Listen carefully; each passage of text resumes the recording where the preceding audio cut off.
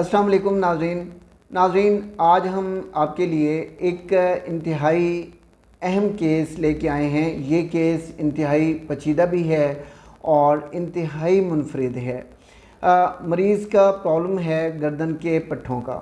اب یہ پیچیدہ کیوں میں نے کہا؟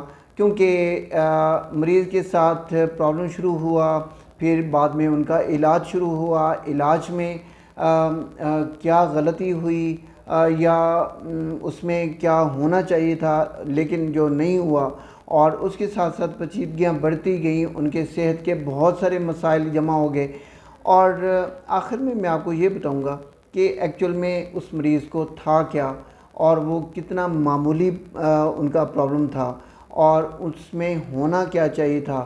انتہائی سادہ اور انتہائی آسانی سے ان کا علاج ہو سکتا تھا۔ ناظرین، یہ ایک مسلمہ حقیقت ہے کہ فزیکل تھیراپی ہر مرض کے علاج میں انتہائی اہم کردار ادا کرتی ہے۔ پٹھوں، جوڑوں اور مہروں کے جو امراض ہیں، ان سے آگے بھی فزیکل تھیراپی کا انتہائی اہم رول ہے۔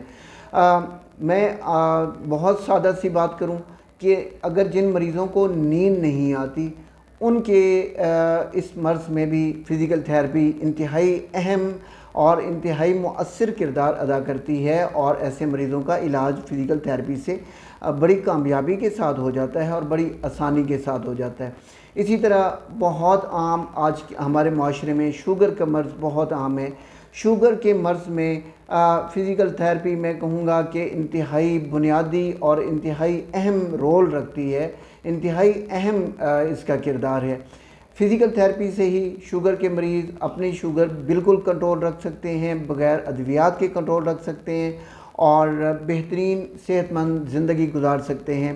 اور اس کے بعد سب سے بڑا پرابلم جو ہے وہ دل کے امراض جو ہیں، دل کے امراض بھی، اس میں بھی فزیکل تھیراپی اپنا انتہائی کلیدی کردار ادا کرتی ہے۔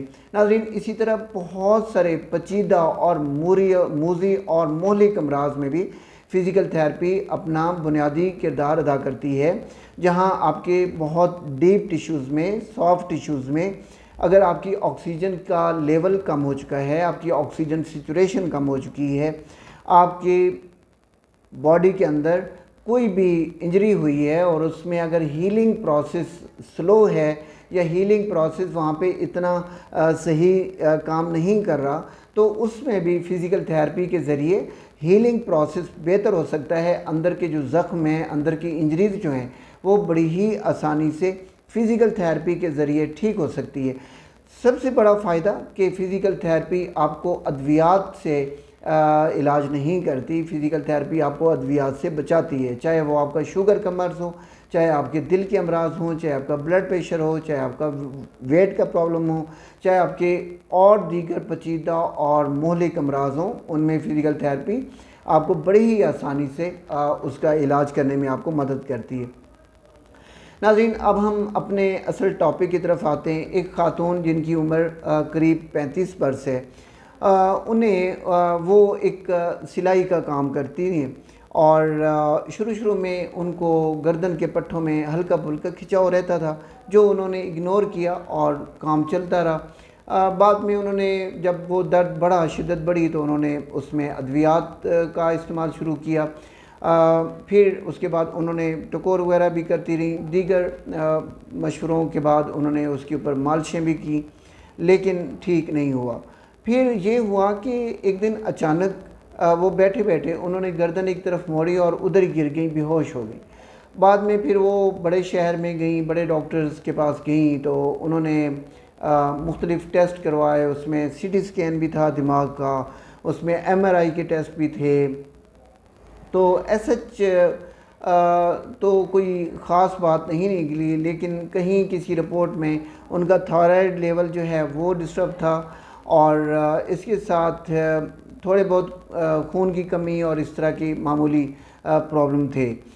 بعد میں ان کا جب علاج ہوا اور دیگر ادویات کے استعمال سے وہ درد بڑھتا گیا، تو ساتھ میں ان کی نیند بھی ڈسٹرب ہو گئی، پھر انہیں ڈپریشن بھی ہونے لگا، اور پھر ساتھ میں ان کی جو ہے سکیٹرک میڈیسن بھی شروع ہو گئیں، انہیں نیند کی ادویات بھی انہوں نے لینا شروع کر دی.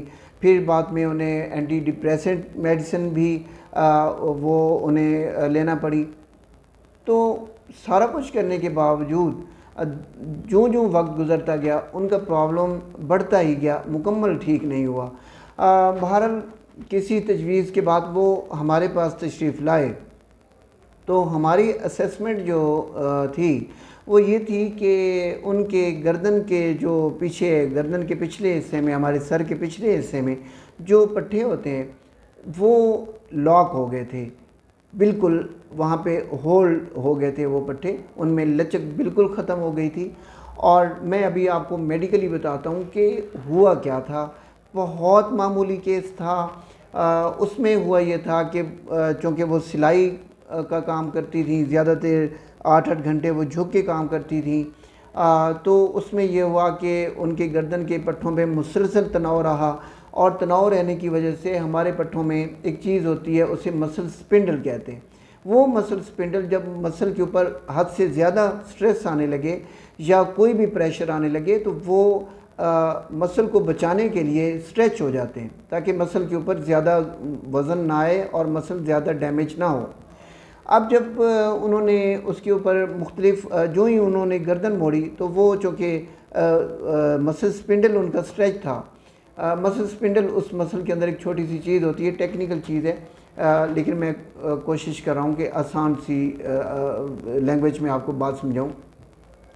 تو وہ جب انہوں نے گردن کو ایک طرف موڑا پھر دوسری طرف, تو اس پٹھے کے اوپر چونکہ کھچاؤ آیا اور وہ آلریڈی کھنچا ہوا تھا, تو اس نے وہ جو نیچے نرو جا رہی تھی, نس جیسے کہتے ہیں, تو وہ جو ہی دباؤ میں آئی تو وہ اس کا کنیکشن اوپر سے ختم ہوا دماغ سے, اور وہ وقتی طور پہ بے ہوش ہو گئی. جو ہی وہ بے ہوش ہوئیں اور تھوڑے وقفے کے بعد وہ نس کا دباؤ جو ہے ختم ہوا تو وہ واپس ہوش میں آ گئی. تو ایسی کنڈیشن میں اس چیز کو اگنور کیا گیا اور اس چیز کو ڈائگنوز نہیں کیا گیا. ناظرین, بعد میں پھر چونکہ اور امراض کی ادویات لینا شروع کی انہوں نے, تو آپ جانتے ہیں کہ ہر دوائی کا کوئی نہ کوئی سائیڈ ایفیکٹ ضرور ہوتا ہے. پھر ان کا وزن بڑھتا گیا, پھر ان کے جوڑ اور زیادہ کام کرنا کم کرتے گئے, جوڑ سخت ہوتے گئے, اور اس کے ساتھ ساتھ ان کی پیچیدگیاں اور بڑھتی گئی. ناظرین, اب میں آپ کو بتاتا ہوں کہ ایسے کیس میں کیا ہونا چاہیے تھا.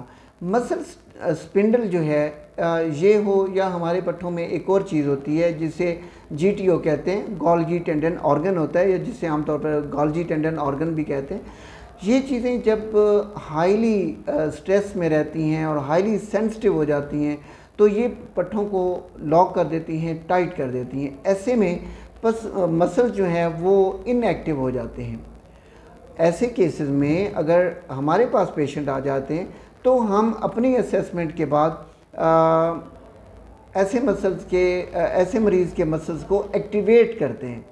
ہم انہیں کوئی مایوفیشل ریلیز نہیں دیتے, ان کے ٹیشوز کو ہم سافٹ نہیں کرتے, ان کے ٹیشوز کو ٹچ نہیں کرتے. ہم جسٹ انہی مسلز کو ایکٹیویٹ کرتے ہیں جو پہلے کام کرنا چھوڑ گئے تھے. ہم اپنی تھراپیٹک پروٹوکولز ہوتے ہیں, ہمارے ایک طریقہ کار ہوتا ہے ہماری تھراپی کا, اس کے ذریعے ہم انہی مسلز کو پھر سے واپس اپنے کام میں لاتے ہیں. اسے کہتے ہیں کہ ایکٹیویٹ کر لیے. اب ایسے مریض کو جب ہم نے ان کے مسلز کو ایکٹیویٹ کیا تو 3 سیشنز کے بعد ان کے مسلز ایکٹیویٹ ہونا شروع ہو گئے. جو ہی ایکٹیویٹ ہونا شروع ہوئے تو وہ جو پیشنٹ مسلسل سر درد میں رہ رہی تھیں اور آنکھوں پہ بوجھ تھا اور کانوں میں مختلف آوازیں آ رہی تھیں اور ان کے جبڑے میں درد تھا اور ان کے کندھوں میں اور بازو ان کے لاک ہو گئے تھے, وہ آہستہ آہستہ ریلیز ہونے لگے. ناظرین, تقریباً کچھ ہی دنوں کے بعد وہ مریض جو ہے ان کا کہنا یہ تھا کہ اب مجھے یوں لگ رہا ہے کہ میں واپس ایک نئی زندگی میں آ رہی ہوں. ناظرین, میں پیشنٹس کو کبھی اپنی ویڈیوز میں پریزنٹ نہیں کرتا, لیکن میں ایسے کیسز کی پوری ڈیٹیل آپ کے ساتھ شیئر کرتا ہوں. مجھے مناسب نہیں لگتا کہ میں کسی کی, بعض اوقات کچھ لوگ اس چیز پہ ولنگ ہوتے ہیں, کچھ لوگ اچھا نہیں سمجھتے, تو میں بھی ذاتی طور پہ ان کی جو ان کی پرائیویسی ہے یا ان کی جو ان کو پبلک کرنا ہے میں مناسب نہیں سمجھتا، اس لیے میں آپ سے ایسے کیسز کی ڈیٹیل ہسٹری اور کیس کی ساری معلومات شیئر کرتا ہوں کہ ان کے ساتھ ہوا کیا تھا اور کیا ہونا چاہیے تھا، مطلب اپنے پوائنٹ آف ویو سے میں بتاتا ہوں آپ کو کہ ایسے کیسز میں آئیڈیلی کیا ہونا چاہیے تھا اور کیا جب ہوتا ہے تو وہ مریض کیسے ٹھیک ہو جاتے ہیں۔ ناظرین، ایسے کیسز میں ہمارے پاس چونکہ بے شمار ایسے کیسز آتے ہیں روزانہ کی بنیاد پہ جو آئیڈیلی ٹریٹ نہیں ہوئے ہوتے، ہینڈل نہیں ہوتے۔ اب ایک چھوٹی سی مثال اور بھی ہے، فلیٹ فٹ، جس کا اکثر میں ویڈیوز میں آپ سے ذکر کرتا ہوں۔ فلیٹ فٹ کی وجہ سے لوگ پوری عمر کمر درد میں اور گھٹنوں کے درد میں رہتے ہیں اور انہیں سمجھ نہیں آتی، ہزارہا ٹیسٹ کروانے کے باوجود، علاج کروانے کے باوجود وہ درد مستقل ٹھیک نہیں ہوتا۔ اس کی وجہ یہ ہے کہ ان کی جو بیماری کی وجہ ہوتی ہے وہ ان کے چپٹے پاؤں ہوتے ہیں، فلیٹ فٹ، اس کو کوئی بھی نہیں دیکھتا۔ اور جب ایسی چیزیں، بنیادی چیزیں جو بیماری کی جڑ ہوتی ہے وہ جب اگنور ہوتی ہیں، اس اگنور کرنے کے باوجود آپ جب علاج کرتے رہتے ہیں تو وہ علاج کامیاب نہیں ہوتے۔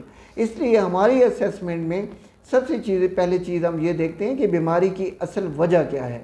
جب بیماری کی جڑ کو پکڑ لیا جاتا ہے، بیماری کی اصل وجہ کو معلوم کر لیا جاتا ہے، پھر اس کے مطابق جو ہم تھراپیوٹک پروٹوکول دیتے ہیں اس سے مریض بہت جلد ٹھیک ہو جاتا ہے اور مستقل ٹھیک ہو جاتا ہے۔